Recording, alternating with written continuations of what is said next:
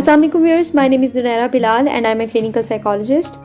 Music हमारी ज़िंदगी का एक बहुत ही अहम रुकन बनता जा रहा है और ये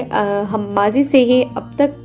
जिस किस्म का म्यूज़िक हम सुनते आ रहे हैं, इसमें जो भी चेंजिंग्स आई हैं, हर तरह की चेंजिंग्स को लोगों ने पसंद किया है, अप्रिशिएट किया है। देखा जाए तो हर इवेंट पे, हर मौके पे, हर सिचुएशन में म्यूज़िक एक बहुत अहम रोल प्ले करता है। वो एक पार्ट ऑफ लाइफ भी समझा जाता है और बहुत ज़्यादा इम्पोर्टेंस भी दी जाती है। लेकिन ये म्यूज़िक हमारी नफ्सियात को या हमारी ज़िंदगियों को एक्चुअली कैसे मुतासिर कर सकता है, हमारी पर्सनैलिटीज़ को कैसे मुतासिर कर सकता है, तो आज इस वीडियो में मैं यही बात करने जा रही हूँ कि how does music affects our mood and what is the relationship between emotional experiences and music. हमने बहुत सारी जगहों पर पढ़ा है कि म्यूज़िक एक थेरेपी है और म्यूज़िक थेरेपी जो है वो भी बहुत फेमस है। इसके बारे में भी बहुत सारी चीज़ें सुनने में, पढ़ने में आती हैं। म्यूज़िक एज ए थेरेपी कैसे काम करती है, तो इस सिलसिले में एक रिसर्च जो कि अमेरिकन म्यूज़िक थेरेपी एसोसिएशन की तरफ से की गई 2015 में, इसमें देखा गया कि वो लोग जो कि सर्जरी के बाद या फिर सर्जरी से पहले म्यूज़िक सुनते हैं, उनमें पेन जो है वो कम एक्सपीरियंस की जाती है उन लोगों की निस्बत जो कि म्यूज़िक नहीं सुनते। तो म्यूज़िक कैसे हमारे पेन रिसेप्टर्स को या पेन को महसूस करने की एबिलिटी को मुतासिर कर सकता है। इस रिसर्च में 73 ट्रायल्स ली गई थी 7000 पेशेंट से और उनको तमाम इंडिविजुअल्स को सर्जरी के प्रोसीजर के दौरान म्यूज़िक सुनाया गया था और इन तमाम लोगों को ट्रायल्स के दौरान जब देखा गया था आफ्टर सर्जरी, तो ये चीज़ रिज़ल्ट सामने आए थे कि ड्यू टू म्यूज़िक उनके अंदर पेन की जो इंटेंसिटी ऑफ पेन वो बहुत कम थी। इसके अलावा रिसर्चर्स ये भी बताती हैं कि क्रोनिक कंडीशन जैसे कि डिमेंशिया, स्ट्रोक और पार्किंसंस डिजीज़ और मल्टीपल स्क्लेरोसिस टाइप के डिजीज़ में भी म्यूज़िक बहुत ज़्यादा हेल्पफुल होता है। तो इस तरह की रिसर्चेस से हम ये चीज़ कह सकते हैं और ये प्रूफ हुई है चीज़ कि म्यूज़िक एक थेरेपी है जो कि पेन रिलीफ में इतनी हेल्पफुल साबित होती है। थेरेपी होने के साथ साथ म्यूज़िक हमारी पर्सनालिटीज़ को, हमारी ट्रेट्स को भी अफेक्ट करता है। 2013 में की गई एक रिसर्च के मुताबिक ये डिस्कवर किया गया कि वो लोग जो कि म्यूज़िक सुनते हैं वो ज़्यादा खुश रहते हैं। They are more happier than those जो कि म्यूज़िक नहीं सुनते। और इस चीज़ को प्रूफ किया गया बहुत सारी ट्रायल्स लेकर और ये देखा गया कि वो पार्टिसिपेंट जिनको अच्छा म्यूज़िक, गुड म्यूज़िक जिसको कहा जाए, जो कि अच्छी हैप्पियर फीलिंग देता है, उस तरह के म्यूज़िक से रिसर्च ये देखने में आए कि उनकी पर्सनालिटी में एक हैप्पीनेस का फैक्टर जो था वो ज़्यादा ऐड हो गया बनिस्बत उन लोगों के जो कि म्यूज़िक नहीं सुनते। जैसे कि मैंने सबसे पहले बात की कि म्यूज़िक हमारे मूड को अफेक्ट करता है, तो एक्चुअली ये हमारे मूड को बूस्ट अप कर देता है। बूस्ट अप करने से मुराद ये है कि अगर आप अच्छा फील कर रहे हो, ये जो आपकी एक फीलिंग जो है आप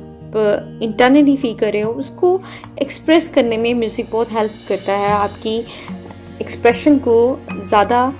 बेटर बना देता है म्यूज़िक।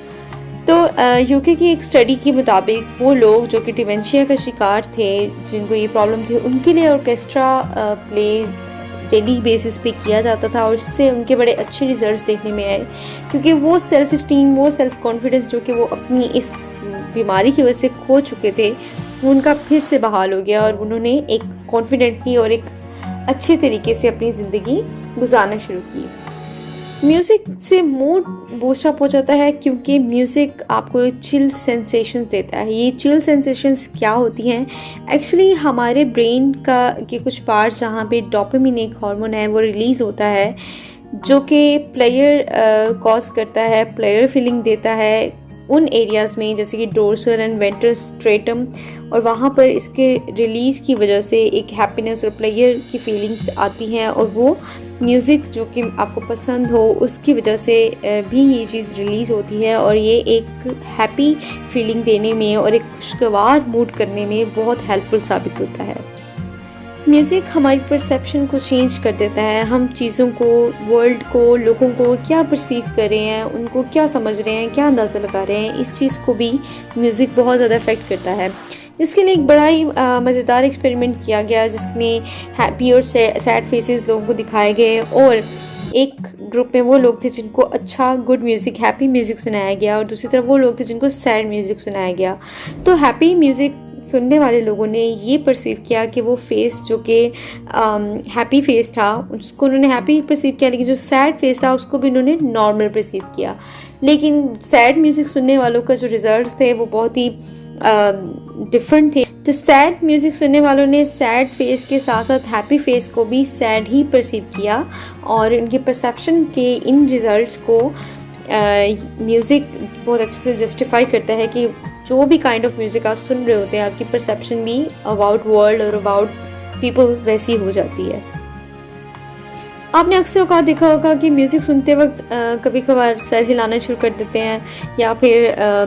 पाँव थपथपाना शुरू कर देते हैं, या फिर अपनी फिंगर्स को जो है वो हम स्नैप करना शुरू कर देते हैं। ये तमाम चीज़ें एक सिंक्रोनाइजेशन है जो कि हमारी फिज़िकल चेंजिंग्स की म्यूज़िकल बीट के साथ होती है। एक्चुअली जब आप कोई म्यूज़िक सुनते हो तो उसकी बीट हमारे हार्ट रेट को इन्फ्लुएंस करती है, और इसी वजह से लोग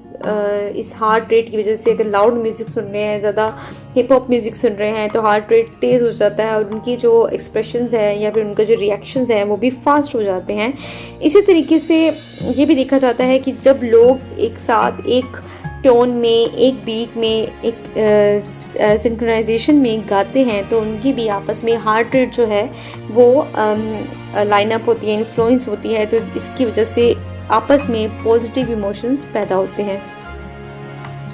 इन सब चीज़ों के साथ साथ एक बहुत इंटरेस्टिंग फैक्ट जो सामने आता है म्यूज़िक की वजह से, वो ये कि म्यूज़िक हमारी मेमोरी को अफेक्ट करता है।